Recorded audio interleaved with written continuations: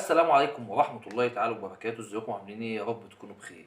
محمد ابو تريكة مش اسطورة اهلاوية بس، هو اسطورة مصرية كتب اسمه بحروف من ذهب. تريكة نجم كبير حفز نفسه في قلوب كل المشجعين. رقم 22 بالنسبة لتريكة ما كانش رقم عادي وقدر يوصل ده لكل مشجع. رقم 22 كان قبل تريكة هو مجرد رقم تيشيرت، لكن بعد نجاح تريكة بيه اتحول لرقم اسطوري. دايما تريكة كان وما زال قريب من الجمهور، فاهم وجهة نظرنا من وقت ما كان جوه الملعب لحد ما بقى على مقاعد المشاهدين بيتابع وبيحب الاهلي بنفس الشكل، غير بقى مواقفه الانسانية مع اكتر من لاعب ومشجع وتضامنه مع اكتر من قضية عامة. تريكة كان ناجح جدا على المستوى القروي سواء مع الاهلي او مع المنتخب.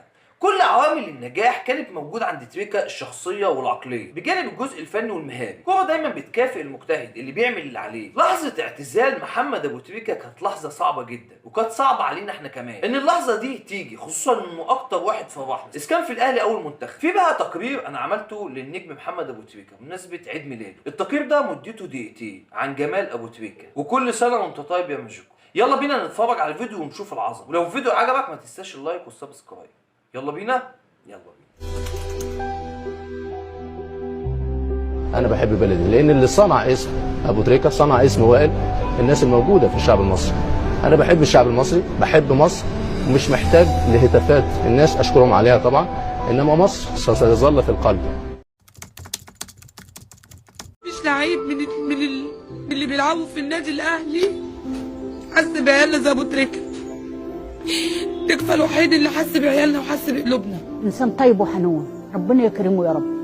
طول عمري بدعي له من اول عيالنا ما ماتت لغايه النهارده. هو مش بعيد عننا بس بيبعت لنا على النت، شوف الدنيا بعيده عليه بس فاكرنا. كابتن ابو تريكة اخر مع ابو تريكة عملها معانا ساعه ما كنا في عيد الام، خدنا كل الاسر في اتوبيسين وبقى شقنا على كل.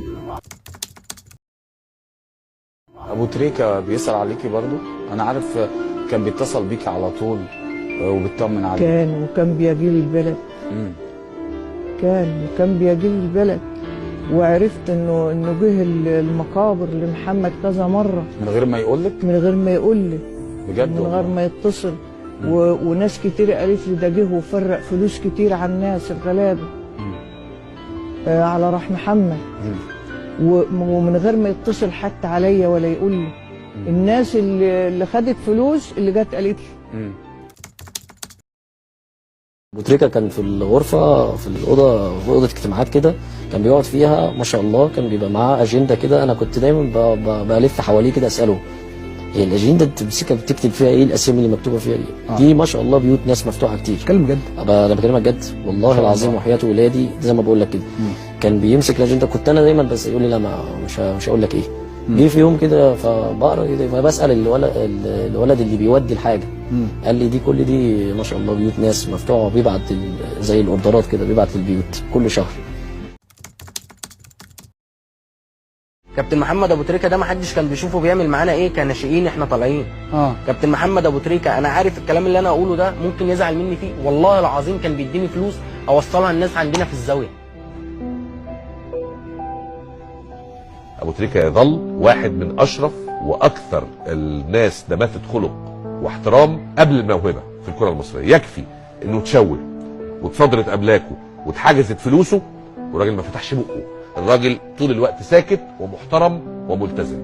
عشان كده بقول لكم اللي عنده دليل ضد ابو تريكة يطلعه دلوقتي او فليصمت ابدا.